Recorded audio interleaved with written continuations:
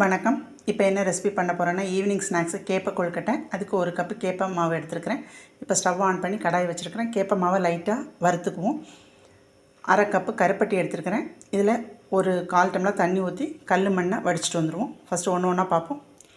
மாவை வறுத்தாச்சு. மாவை தொட்டு பார்த்தா லைட்டாக மாவு நல்லா சுடணும், அந்த அளவுக்கு வறுத்துக்கோங்க. இப்போ வந்து கருப்பட்டியை 1/4 டம்ளர் தண்ணி ஊற்றி கல் மண் வடிச்சிட்டு வந்துடுவோம்.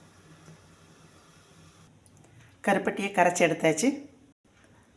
இப்போ கேப்பை மாவோட ஏலக்காய் பொடி, 2 ஸ்பூன் பாசிப்பருப்பு 10 நிமிஷம் ஊற வச்சுருக்கேன், அதை போட்டுக்கலாம். தேங்காய் பல்லுப்பெல்லாம் நறுக்கி வச்சுருக்கேன், அதை சேர்த்துக்கலாம்.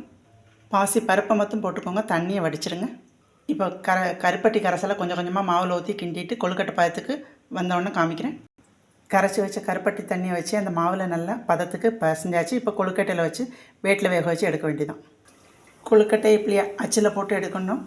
இப்போ வேட்டில் வேக வச்சுருக்கிறேன் கருப்பட்டியில் செஞ்ச கேப்பை கொழுக்கட்டை ரெடி. நான்